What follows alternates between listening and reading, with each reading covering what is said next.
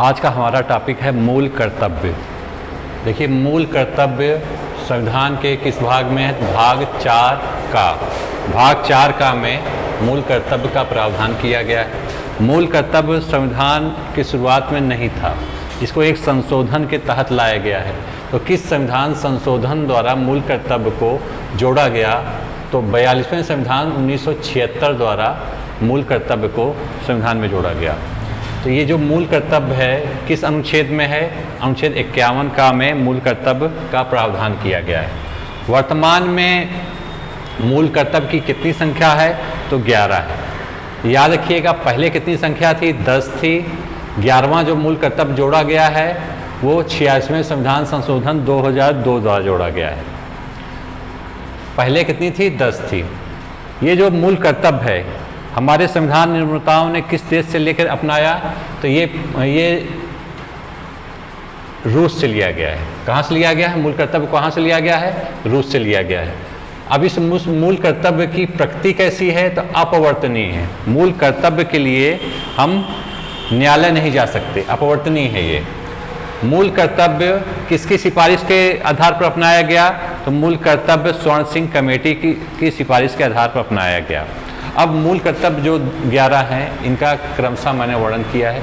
इनसे संबंधित क्वेश्चन आते हैं, कभी कभी कठिन करने के लिए पूछ देता है कि इनमें से कौन सा मूल कर्तव्य है, कौन सा नहीं है। या और ज़्यादा कठिन करेगा तो क्रम पूछ देगा कि पहला मूल कर्तव्य कौन है, 7वां कौन है, 8वां कौन है, 9वां कौन है। तो यहाँ हम लोग इस दृष्टि से पढ़ेंगे। मूल कर्तव्य है किसके लिए, ये भी जानकारी आपको होना चाहिए। मूल कर्तव्य है नागरिकों के लिए। मूल कर्तव्य का पालन करने वाले कौन लोग होंगे? तो इसका पालन करेगा भारत का नागरिक। तो आइए बात करते हैं पहले मूल कर्तव्य से। पहला मूल कर्तव्य मैंने यहाँ लिखा हुआ है। क्या लिखा है? संविधान का पालन करें, उसके आदर्शों, संस्थाओं, राष्ट्रध्वज, राष्ट्रगान का आदर करें। पहला मूल कर्तव्य ये है। अब देखिए, जो हमारा संविधान है उसी से पूरा भारत में सिस्टम चल रहा है, संस्थाएं चल रही हैं, संवैधानिक संस्थाएं चल रही हैं। तो मूल कर्तव्य में जो पहला पॉइंट है उसने किसकी बात की है? संविधान की बात की है। संविधान पूरे भारत के लिए एक है, इसलिए अगर आपसे एग्जाम में पूछेगा कि पहला मूल कर्तव्य क्या है तो याद रखिएगा वो संविधान के बारे में बात की है। उसमें संविधान के बारे में उसने क्या बात किया है कि संविधान का पालन हमको करना है और उसके जो आदर्श हैं, संविधान में जो चीज़ वर्णित है, जो संस्थाएं हैं, राष्ट्रध्वज, जो हमारा राष्ट्रध्वज है, जो हमारा प्रतीक है राष्ट्रध्वज, राष्ट्रगान का आदर करें। ये पहले प्रावधान में। अब बात करते हैं दूसरे मूल कर्तव्य की। दूसरा मूल कर्तव्य कहता है स्वतंत्रता के लिए हमारे राष्ट्रीय आंदोलन को प्रेरित करने वाले आदर्शों को हृदय में संजोए रखें और उसका आदर करें। अब याद रखिए, अगर इनका क्रम पूछ लें दूसरा तो इसको कैसे याद रखेंगे? देखिए, हमको पहले में हमने संविधान की बात की, संविधान पूरे भारत के लिए एक है। तो दूसरे में हम बात करें जिन्होंने भारत को स्वतंत्रता दिलाई, जिन्होंने संविधान बनने की स्थिति तक हमको लाया।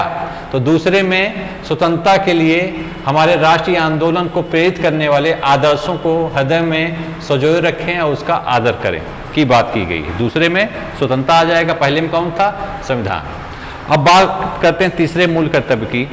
तीसरा मूल कर्तव्य भारत की प्रभुता, एकता और अखंडता की रक्षा करें और उसे अक्षुण्ण रखें। यहाँ याद रखिए ये तीसरे नंबर पे है और इसमें 3 चीज़ों की बात किया है। क्या क्या? भारत की प्रभुता, एकता और अखंडता की रक्षा करें और उसको बनाए रखें। तो तीसरा नंबर मूल कर्तव्य क्या कहता है? 3 चीज़ों के बारे में बात करता है। किसका? प्रभुता, एकता और अखंडता बनाए रखना है। किसकी? भारत की। तीसरा नंबर। अब बात करते हैं चौथे मूल कर्तव्य की। चौथा मूल कर्तव्य क्या कहता है? चौथा मूल कर्तव्य देश की रक्षा करें और आह्वान किए जाने पर राष्ट्र की सेवा करें। चौथा कैसे याद करेंगे? देखिए, जब कोई भी देश स्थलीय देश होता है तो चारों तरफ से उसको खतरा रहता है। तो यहाँ भी भारत के को चारों तरफ से खतरा है। तो इससे आप जो है याद कर सकते हैं कि चौथे में क्या है? देश की रक्षा करें और आह्वान किए जाने पर राष्ट्र की सेवा करें। या अगर ABCD हम लोग इसको ABCD से देखेंगे तो ये D पे आएगा। D का मतलब होता है डिफेंस। ऐसे भी हम याद कर सकते हैं कि डी जो है चौथे नंबर पे है, तो डी से डिफेंस यानी देश की रक्षा करें और आह्वान किए जाने पर राष्ट्र की सेवा करें, चौथे नंबर पे है। अब बात करते हैं पांचवें मूल कर्तव्य की। पांचवा मूल कर्तव्य क्या कहता है नागरिकों के लिए? पांचवा बोलता है भारत के सभी लोगों में समरसता और समान भातृत्व की भावना का निर्माण करें, जो धर्म, भाषा और प्रदेश या वर्ग पर आधारित भेदभाव से परे हो। ऐसी प्रथाओं का त्याग करें जो स्त्रियों के सम्मान के विरुद्ध हो। ये कैसे याद होगा? देखिए, जैसे हमारे हाथ में 5 उंगलियां होती हैं, तो भारत में भी सभी वर्ग के लोग रह रहे हैं, सभी लोग जो है आपस में मिलजुल के रहें, समरसता के साथ रहें। जिस तरह 5 उंगलियां आपस में मिलती तो मुट्ठा बन जाता है और एकता हो जाती है, उसी तरह 5वें नंबर पे जो मूल कर्तव्य है वो समरसता की भावना के विकास करने और समान भातृत्व की भावना का विकास करने, प्लस धर्म, भाषा और प्रदेश या वर्ग के आधार पर भेदभाव न करने की बात करता है। और उसी में ये बोलता है कि स्त्रियों के सम्मान करना चाहिए। ये था आपका 5वां। अब बात करते हैं छठे मूल कर्तव्य की। छठा मूल कर्तव्य क्या बोलता है? छठा मूल कर्तव्य कहता है हमारी सामाजिक संस्कृति की गौरवशाली परंपरा का महत्व समझें और उसका परीक्षण करें।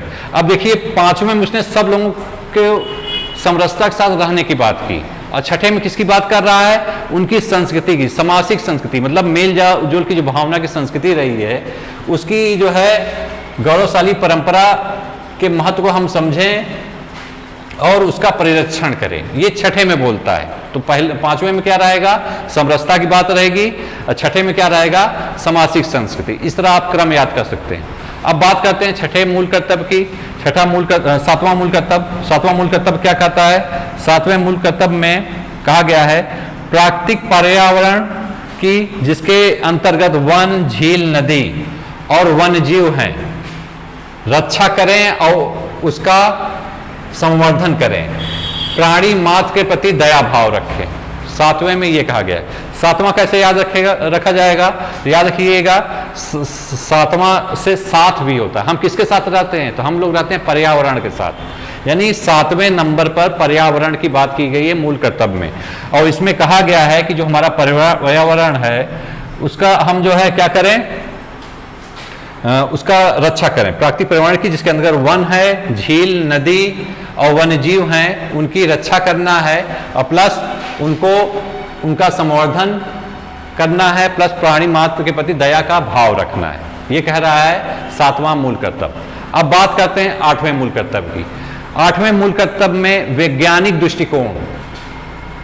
दृष्टिकोण, मानववाद, ज्ञानार्जन तथा सुधार की भावना का विकास करें, ये कहा गया है। तो 8वां कैसे याद करेंगे?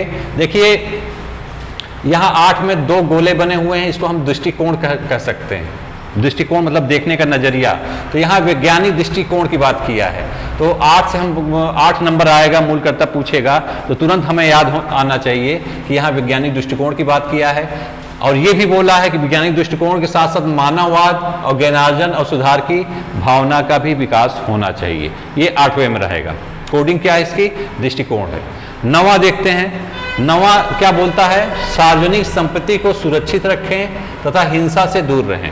अर्थात 9वां जो है ये ना करने की बात कर रहा है कि ऐसी चीजें ना करें। कौन सी चीजें ना करें? 2 चीजें ना करने कह रहा है। पहला कह रहा है सार्वजनिक संपत्ति को सुरक्षित रखें, मतलब सार्वजनिक संपत्ति को हानि ना पहुंचाएं, सुरक्षित रखें। और दूसरी बात कह रहा है हिंसा से दूर रहें। ठीक है, तो ना से ना हो गया, ना से ना करने की बात 2 चीजों को कहा है। एक सार्वजनिक संपत्ति की हानि ना पहुंचाना, दूसरा हिंसा से दूर रहने की बात की है। अब बात करते हैं 10वें की। 10वां मूल कर्तव्य क्या कहता है? 10वां बोलता है व्यक्तिगत और सामूहिक गतिविधियों के सभी क्षेत्रों में उत्कर्ष की ओर बढ़ने का सतत प्रयास करें, जिससे राष्ट्र निरंतर बढ़ते हुए प्रयत्न और उपलब्धि की नई ऊंचाइयों को छू ले। तो 10वां कैसे याद रखेंगे? देखिए, इसमें बोला है व्यक्तिगत। जो 10 लिखा जाता है इस तरह लिखा जाता है। तो व्यक्तिगत यानी अकेला, ये व्यक्तिगत जहां शब्द आएगा वहां आप जो है 10वां क्रम लेंगे, 1 लेंगे यहाँ। और सामूहिक मतलब ये गोला बता रहा है कि इस एरिया में आने वाले सभी लोग, सामूहिक की बात कर रहा है। तो व्यक्तिगत और सामूहिक गतिविधियों के सभी क्षेत्रों को क्षेत्रों से जो है उत्कर्ष की ओर बढ़ने का सतत प्रयास करें, जिससे क्या होगा, राष्ट्र की निरंतर उपलब्धि बढ़ेगी। और इसकी बात किया कि इसमें 10 में याद करने का तरीका क्या है, 1 और 0 से आप जो है अपना एक विचार बनाएंगे, 1 से व्यक्तिगत याद रखेंगे और 0 जो ये क्षेत्र को घेरे हुए, इससे सामूहिक बात करेंगे। जहां भी व्यक्तिगत और सामूहिक का क्रम पूछा मूल कर्तव्य में तो वो 10वां होगा। अब बात करते हैं 11वें मूल कर्तव्य की। 11वें मूल कर्तव्य में बोला गया है माता पिता या संरक्षक वो 6 से 14 वर्ष के बच्चों, आयु वाले बच्चों को शिक्षा का अवसर प्रदान करें, यानी उन्हें शिक्षा लेने के लिए प्रोत्साहित करें। ये 11वें मूल कर्तव्य में बोला गया है। 11वां मूल कर्तव्य जैसा कि मैंने पहले ही आपको बताया 86वें संविधान संशोधन 2002 के तहत जोड़ा गया है।